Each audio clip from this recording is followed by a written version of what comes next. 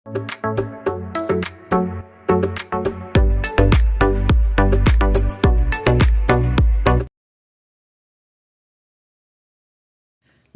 ഏവർക്കും study Nifty മലയാളത്തിന്റെ daily market ന്യൂസിലേക്ക് സ്വാഗതം.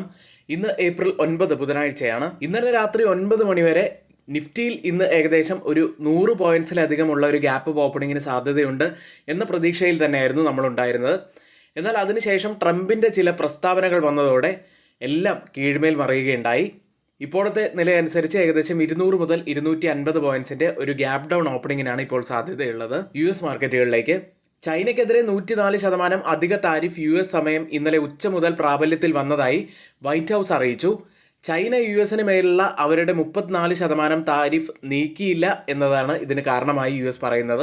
S&P 500 ഇന്നലത്തെ ഹൈയിൽ നിന്ന് ഏകദേശം 6% ഇടിവാണ് ഉണ്ടാക്കിയത്. US വ്യാപാര ആഘാതം കുറയ്ക്കുന്നതിനായി ചർച്ചകൾ ആരംഭിക്കാൻ ഏകദേശം 70 രാജ്യങ്ങൾ എത്തിയിട്ടുണ്ടെന്ന് പറഞ്ഞെങ്കിലും താരിഫ് നടപ്പിലാക്കുമെന്ന് ട്രംപ് പറഞ്ഞതായി white house press secretary Caroline Leavitt പറഞ്ഞു. ഇതും മാർക്കറ്റിനെ നെഗറ്റീവായി ബാധിക്കുകയുണ്ടായി. ഇതിനു പുറമെ മറ്റൊരു നെഗറ്റീവായിട്ടുള്ള കാര്യം കൂടി ഇന്നലെ ഉണ്ടായത് 86 രാജ്യങ്ങളിൽ നിന്നുള്ള സാധനങ്ങൾക്ക് പ്രത്യേക നികുതി പിരിക്കാൻ ഇന്നലെ മുതൽ തയ്യാറാണെന്ന് US customs and border protection അറിയിക്കുകയുണ്ടായി. ഇത്തരത്തിലുള്ള വലിയ നെഗറ്റീവായിട്ടുള്ള കാര്യങ്ങൾ ഉണ്ടായതുകൊണ്ട് തന്നെ US 10-year ട്രഷറി ബോണ്ട് ഈൽഡുകൾക്ക് അത് നേട്ടമുണ്ടാക്കാൻ കഴിഞ്ഞു. ഇനി ഏതായാലും US-ൽ ഏർണിംഗ് സീസൺ ആരംഭിക്കാനിരിക്കുകയാണ്. ഏർണിംഗ്സിനേക്കാൾ അവർ മുഖ്യമായി കാണുന്നത് കമ്പനികളെ എങ്ങനെ താരിഫ് ബാധിക്കും എന്നത് തന്നെയാണ്. ഈ വെള്ളിയാഴ്ച JP Morgan, Morgan Stanley, Wells Fargo തുടങ്ങിയ പ്രധാനപ്പെട്ട കമ്പനികളോടുകൂടിയാണ് ഏർണിംഗ് സീസൺ ആരംഭിക്കുന്നത്.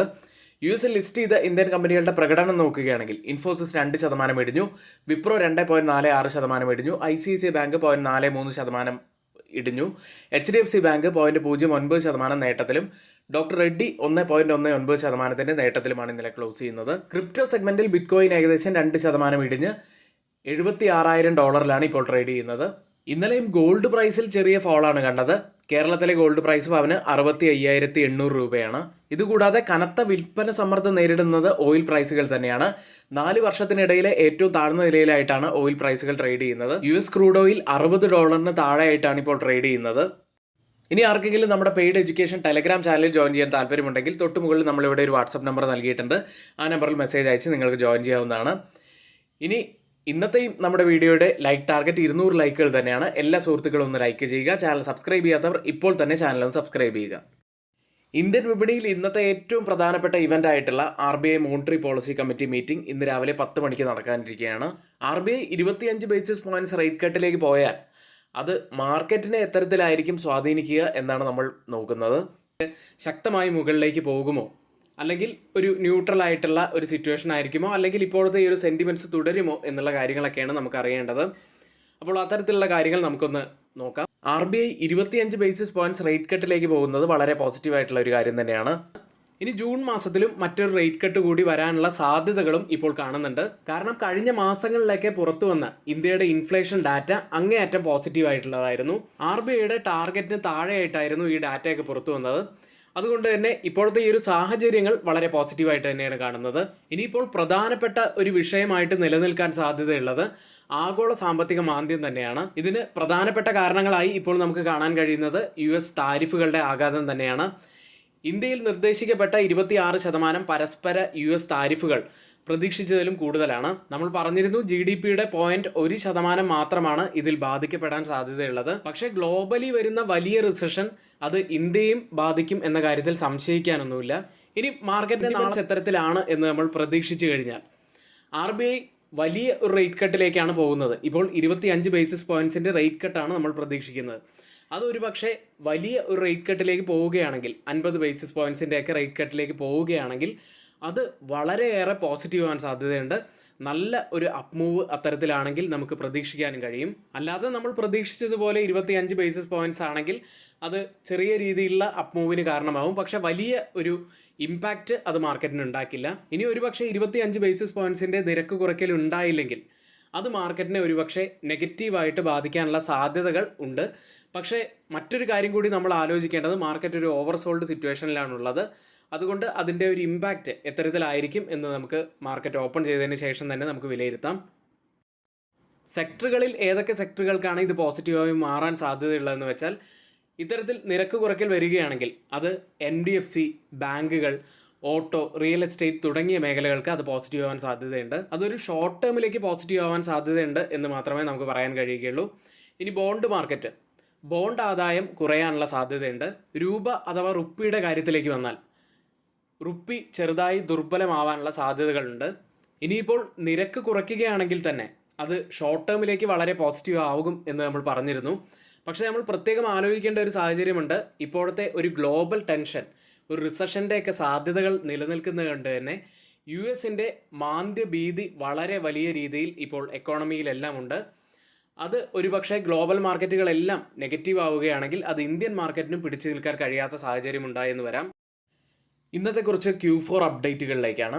ആദ്യം സെൻകോ ഗോൾഡ് എന്ന കമ്പനി. വെഡ്ഡിംഗ് സീസൺ ഡിമാൻഡ് കാരണം 23% വർധനവ് റീറ്റെയിൽ ഗ്രോത്തിൽ ഇയർ ഓൺ ഇയറിൽ കണ്ടു. സെയിം സ്റ്റോർ സെയിൽസ് ഗ്രോത്തിൽ 18.4% വർധനവാണ് കണ്ടത്. ഗോൾഡ് പ്രൈസുകളിൽ വലിയ വർധനവ് വന്നിട്ടും അവരുടെ ഡിമാൻഡിൽ കുറവൊന്നും ഉണ്ടായില്ല. ഡിമാൻഡിൽ വൻ വർധനവാണ് ഉണ്ടായത്. ഡയമണ്ട് ജ്വല്ലറിയിൽ 39% വർധനവും കമ്പനി രേഖപ്പെടുത്തി. അടുത്ത് ഫോണിക്സ് മിൽസ് എന്ന കമ്പനിയാണ്. ഓപ്പറേഷൻ മാൾസിൻ്റെ റീറ്റെയിൽ കൺസംഷനിൽ 13% വർധനവ് ഇയർ ഓൺ ഇയറിൽ രേഖപ്പെടുത്തി. റെസിഡൻഷ്യൽ സെയിൽസ് 77 കോടി രൂപയിലാണുള്ളത്. അടുത്ത് ശ്യാം മെറ്റാലിക്സ് ആൻഡ് എനർജി എന്ന കമ്പനി. സ്റ്റെയിൻലെസ് സ്റ്റീൽ വോളിയത്തിൽ 13% വർധനവ് ഇയർ ഓൺ ഇയറിൽ രേഖപ്പെടുത്തി. എന്നാൽ മന്ത് ഓൺ മന്ത് ബേസിസിൽ നോക്കുകയാണെങ്കിൽ 23% ഇടിവാണ് രേഖപ്പെടുത്തിയത്. അലുമിനിയം ഫോയിൽ സെയിൽസിൽ 2% ഇടിവും ഇയർ ഓൺ ഇയറിൽ രേഖപ്പെടുത്തി. മന്ത് ഓൺ മന്തിൽ 18% വർധനവാണ് ഉണ്ടായത്. അടുത്ത് ഹോം ഫസ്റ്റ് ഫിനാൻസ് ആണ്. 1250 കോടി രൂപയുടെ QIP കമ്പനി ആരംഭിച്ചു. ഫ്ലോർ പ്രൈസായി നിശ്ചയിച്ചിരിക്കുന്നത് 1019.25 രൂപയാണ്. അടുത്ത് വോഡാഫോൺ ഐഡിയയാണ്. കമ്പനി 3692 കോടി ഓഹരികൾ 36,950 കോടി രൂപയ്ക്ക് ഇന്ത്യ ഗവൺമെൻറ്റിന് നൽകി. വോഡാഫോണിൻ്റെ 48.99% ഓഹരികൾ സർക്കാരിൻ്റെ കൈവശമാണുള്ളത്. നമ്മുടെ വിപണിയിൽ ഇപ്പോൾ സമീപ ദിവസങ്ങളിലായിട്ട് വലിയ വോളറ്റാലിറ്റിയാണ് കാണുന്നത്. US താരിഫുമായി ബന്ധപ്പെട്ട അനിശ്ചിതത്വം തന്നെയാണ് ഇപ്പോഴത്തെ മാർക്കറ്റിൻ്റെ ഒരു വലിയ വോളറ്റാലിറ്റിക്ക് കാരണം. ഇത്തരത്തിൽ മാർക്കറ്റിൽ വലിയ ഫ്ലക്ച്വേഷൻസ് നിലനിൽക്കുന്ന സമയത്ത് നമ്മൾ എത്തരത്തിലാണ് നമ്മുടെ ട്രേഡ് പ്ലാൻ ചെയ്യേണ്ടത്, എങ്ങനെയാണ് നമ്മൾ സ്റ്റോക്കുകൾ പിക്ക് ചെയ്യേണ്ടത് എന്നൊക്കെയുള്ള ധാരാളം സംശയങ്ങൾ നിങ്ങൾക്കുണ്ടായിരിക്കും. ഈ സമയത്ത് ഏതൊക്കെ സ്റ്റോക്കുകളാണ് നമ്മുടെ വാച്ച് ലിസ്റ്റിൽ നമ്മൾ ആഡ് ചെയ്യേണ്ടത് എന്നതിൻ്റെയൊക്കെ എഡ്യൂക്കേഷണൽ വ്യൂസ് നമ്മൾ ഈ ഗ്രൂപ്പിൽ നൽകാറുണ്ട്. അപ്പോൾ ആർക്കെങ്കിലും നമ്മുടെ ടെലഗ്രാം ഗ്രൂപ്പിൽ ജോയിൻ ചെയ്യാൻ താല്പര്യമുണ്ടെങ്കിൽ നിങ്ങൾക്ക് ജോയിൻ ചെയ്യാവുന്നതാണ്. കൂടുതലായിട്ട് ഇതിനെക്കുറിച്ച് അറിയണമെന്നുണ്ടെങ്കിൽ നിങ്ങൾക്ക് ഞങ്ങളുടെ വാട്സപ്പ് ഗ്രൂപ്പിൽ ജോയിൻ ചെയ്യാവുന്നതാണ്. ലിങ്ക് കമൻറ്റ് ബോക്സിൽ നമ്മൾ പിൻ ചെയ്തിട്ടുണ്ട്. അടുത്തതായി FIDA ഡാറ്റയിലേക്കാണ്. FIs ഇന്നലെയും സെല്ലിങ്ങിൽ തന്നെയായിരുന്നു. 4994 കോടി രൂപയ്ക്ക് സെല്ല് ചെയ്തു. DIs ആവട്ടെ 3097 കോടി രൂപയ്ക്ക് ബൈ ചെയ്തു. ഏഷ്യൻ മാർക്കറ്റുകളിലേക്ക് ചൈനയ്ക്കെതിരായ താരിഫ് ഭീഷണിയും കൂടാതെ 86 രാജ്യങ്ങൾക്കെതിരെ US-ൻ്റെ താരിഫ് ഇന്നലെ മുതൽ നടപ്പിലാക്കി എന്നുള്ള വാർത്തകളും വന്നതോടെ ഇന്നിപ്പോൾ ഓപ്പൺ ചെയ്തിരിക്കുന്ന ജപ്പാൻ മാർക്കറ്റ് നിക്കി 2.86% ഇടിവിലാണ്. കോസ്പി മാർക്കറ്റ് 0.51% ഇടിവിലും ട്രേഡ് ചെയ്യുന്നു. ഇപ്പോൾ 6 മണി കഴിഞ്ഞ് 40 മിനിറ്റാണ് സമയം. ഇപ്പോഴത്തെ ഈ ഒരു നില വെച്ച് ഗിഫ്റ്റ് നിഫ്റ്റി ഇപ്പോൾ ഉള്ളത് 22,384 എന്ന നിലയിലാണ്. ഇന്നലെ ഏകദേശം 9 മണി വരെയും ഒരു പോസിറ്റീവ് ഓപ്പണിംഗ് ഉണ്ടാകും എന്ന പ്രതീക്ഷയിലായിരുന്നു നമ്മൾ നിഫ്റ്റിയിൽ ഉണ്ടായിരുന്നത്.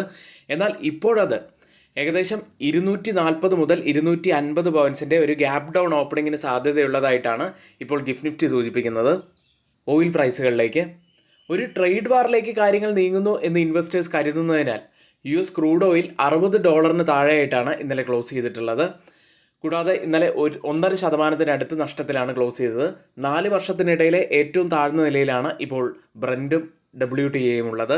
ബ്രൻറ്റ് ഫ്യൂച്ചേഴ്സ് ഇപ്പോൾ ട്രേഡ് ചെയ്യുന്നത് $60.61 പെർ ബാരൽ എന്ന നിലയിൽ 1.62% ഇടിവിലാണ്. WTI 4% ഇടിവിലാണുള്ളത്. $57.19 പെർ ബാരൽ എന്ന നിലയിലാണ്.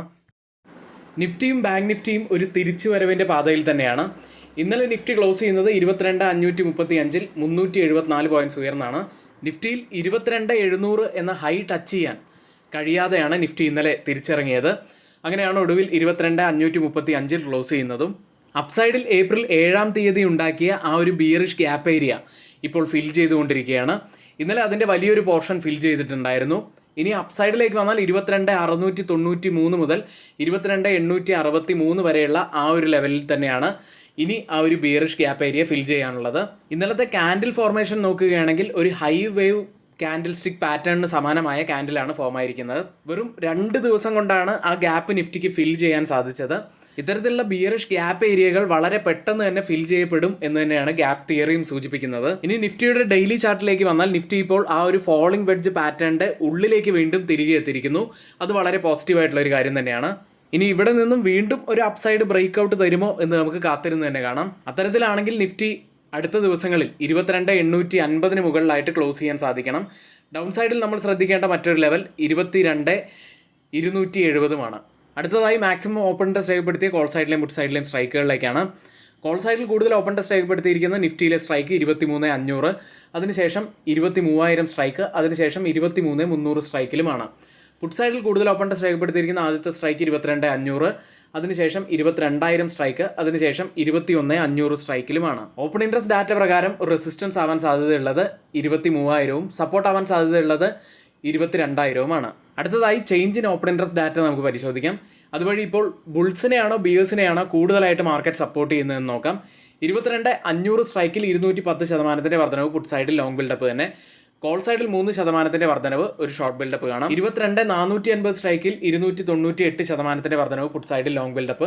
കോൾ സൈഡിൽ 31% ഇടിവ്, ഒരു ഷോർട്ട് കവറിംഗ് ആണ് കാണുന്നത്. 22,550 സ്ട്രൈക്കിൽ 240% വർധനവ് പുട്ട് സൈഡിൽ ലോങ് ബിൽഡപ്പ്. 117% വർധനവ്, ഒരു ഷോർട്ട് ബിൽഡപ്പ് കോൾ സൈഡിലും കാണാം. ഈ 3 സ്ട്രൈക്കും കമ്പയർ ചെയ്യുമ്പോൾ മാർക്കറ്റിനെ താഴേക്ക് കൊണ്ടുപോകാൻ കഴിവുള്ള കോൾ സെല്ലേഴ്സ് ദുർബലമാണെന്നും മാർക്കറ്റിന് മുകളിലേക്ക് കൊണ്ടുപോകാൻ കഴിവുള്ള പുട്ട് സെല്ലേഴ്സ് നല്ല സ്ട്രോങ് ആയി തന്നെ നിൽക്കുന്നു എന്ന് കാണാം. ബാങ്ക് നിഫ്റ്റിയിലേക്ക് ഒരു ശക്തമായ റിക്കവറി തന്നെയാണ് ബാങ്ക് നിഫ്റ്റിയിൽ കാണാൻ സാധിച്ചത്. 50,511-ൽ 650 പോയിന്റ്സ് ഉയർന്നാണ് ഇന്നലെ ക്ലോസ് ചെയ്യുന്നത്. ഇന്നലത്തെ പ്രത്യേകത എന്താണെന്ന് വെച്ചാൽ എല്ലാ കീ മൂവിംഗ് ആവറേജുകൾക്ക് മുകളിലായിട്ട് ക്ലോസ് ചെയ്യാൻ സാധിച്ചു എന്നത് തന്നെയാണ്. ബാങ്ക് നിഫ്റ്റി ഇന്നലെ ഡെയിലി ചാർട്ടിൽ ഒരു ഡോജി ക്യാൻഡിലാണ് ഫോം ചെയ്തതെങ്കിലും ഇന്നലത്തെ ഒരു സ്ട്രെങ്ത് എന്താണെന്ന് വെച്ചാൽ പ്രീവിയസ് ഹൈയിനേക്കാളും മുകളിലാണ് ഇന്നലത്തെ ക്ലോസിംഗ് ഉണ്ടായിരിക്കുന്നത്. ഇതുകൂടാതെ ബാങ്ക് നിഫ്റ്റി ഇന്നലെ നമ്മൾ പറഞ്ഞ ആ ഒരു സോണിന് മുകളിലായിട്ടാണ് ക്ലോസ് ചെയ്തിരിക്കുന്നത്. അതായത് 50,500 മുകളിലായിട്ടാണ് ക്ലോസ് ചെയ്തിട്ടുള്ളത്. ഇനി അപ്സൈഡിൽ ഒരു പ്രധാനപ്പെട്ട ലെവൽ വരുന്നത് 51,600-ലാണ്. ഡൗൺ സൈഡിലേക്ക് വന്നാൽ 49,740 പ്രധാനപ്പെട്ട ഒരു സപ്പോർട്ട് സോണായിട്ട് ആക്ട് ചെയ്യാൻ സാധ്യതയുണ്ട്. അടുത്തതായി change in open interest data പ്രകാരം കോൾ സൈഡിലും പുട്ട് സൈഡിലും വന്ന വ്യത്യാസങ്ങളാണ്. 53,000-ലാണ് കൂടുതൽ ഓപ്പൺ ടെസ്റ്റ് രേഖപ്പെടുത്തിയിരിക്കുന്ന ആദ്യത്തെ സ്ട്രൈക്ക് ഉള്ളത്. അതിനുശേഷം 52,000 സ്ട്രൈക്കിലും അതിനുശേഷം 51,000 സ്ട്രൈക്കിലുമാണ്. പുട്ട് സൈഡിൽ കൂടുതൽ ഓപ്പൺ ടെസ്റ്റ് സ്ട്രൈക്ക് ചെയ്തിരിക്കുന്ന ആദ്യത്തെ സ്ട്രൈക്ക് 50,000, അതിനുശേഷം 48,000 സ്ട്രൈക്ക്, അതിനുശേഷം 49,000 സ്ട്രൈക്കിലുമാണ്. ഓപ്പൺ ഇൻട്രസ്റ്റ് ഡാറ്റ പ്രകാരം ഒരു റെസിസ്റ്റൻസ് ആവാൻ സാധ്യതയുള്ളത് 51,000-ഉം സപ്പോർട്ട് ആവാൻ സാധ്യതയുള്ളത് 50,000-ഉമാണ്. ഇന്ത്യ വിക്സിലേക്ക് വലിയൊരു ഫോളാണ് ഇന്ത്യ വിക്സിൽ കണ്ടത്. 10% മുകളിൽ ഇന്ത്യ വിക്സ് ഇന്നലെ ഇടിഞ്ഞു. 20.44-ൽ 10.31% ഇടിവാണ് ഇന്നലെ ഇന്ത്യ വിക്സ് ഉണ്ടാക്കിയത്. ഇനി ഇന്നത്തെ ഏറ്റവും ഹൈലൈറ്റ് ആയിട്ടുള്ള കാര്യത്തിലേക്ക് വരാം. സ്റ്റഡി നിഫ്റ്റി മലയാളത്തിൻ്റെ ആദ്യ ഓഫ്ലൈൻ ബാച്ച് ആരംഭിക്കാൻ പോവുകയാണ്. NISM ഇക്വിറ്റി റിസർച്ച് അനലിസ്റ്റ് ആയിട്ടുള്ള ജയകൃഷ്ണ സാറിൻ്റെ ക്ലാസ്സുകളാണ് ഉണ്ടായിരിക്കുക. സ്റ്റോക്ക് മാർക്കറ്റിൻ്റെ ബേസിക് ആയ കാര്യങ്ങൾ മുതൽ ഫണ്ടമെൻ്റൽസ്, പ്രൈസ് ആക്ഷൻ, ഓപ്ഷൻസ് തുടങ്ങിയ മേഖലകളെല്ലാം കവർ ചെയ്തുകൊണ്ടുള്ള ക്ലാസ്സുകളായിരിക്കും ഉണ്ടായിരിക്കുക. താല്പര്യമുള്ളവർക്ക് സ്ക്രീനിൽ കൊടുത്തിരിക്കുന്ന ആ വാട്സപ്പ് നമ്പറിൽ മെസ്സേജ് അയച്ച് നിങ്ങൾക്ക് ഇതിൻ്റെ കൂടുതൽ ഡീറ്റെയിൽസ് അറിയാവുന്നതാണ്. 3,000 രൂപയാണ് ഫീസായിട്ട് വരുന്നത്. ഇനി ആർക്കെങ്കിലും പുതിയൊരു ഡിമാറ്റ് അക്കൗണ്ട് ഓപ്പൺ ചെയ്യാൻ താല്പര്യമുണ്ടെങ്കിൽ ഡിസ്ക്രിപ്ഷൻ ബോക്സിൽ നമ്മൾ അതിൻ്റെ ലിങ്ക് നൽകിയിട്ടുണ്ട്. അതുവഴി നിങ്ങൾക്ക് ഓപ്പൺ ചെയ്യാവുന്നതാണ്. ഇന്ന് ഇവിടെ നമ്മൾ ഷെയർ ചെയ്ത എല്ലാ വാർത്തകളും ഏറ്റവും ഓതറൈസ്ഡ് ആയിട്ടുള്ള സൈറ്റുകളായ Money Control, Mint, Reuters, CNBC, Financial Express തുടങ്ങിയ മാധ്യമങ്ങളിൽ നിന്നാണ് എടുത്തിരിക്കുന്നത്. മറ്റുള്ളവയെല്ലാം നമ്മുടെ വ്യൂസ് മാത്രമാണ്, ഒരിക്കലും അത് റെക്കമെൻഡേഷൻ അല്ല. നിങ്ങളുടെ എഡ്യൂക്കേഷണൽ പർപ്പസിന് വേണ്ടിയാണ് അതിവിടെ ഷെയർ ചെയ്തിട്ടുള്ളതും. എങ്കിൽ ഇന്നത്തെ ഈ വീഡിയോ ഇവിടെ പൂർത്തിയാവുന്നു. ഏവർക്കും നന്ദി.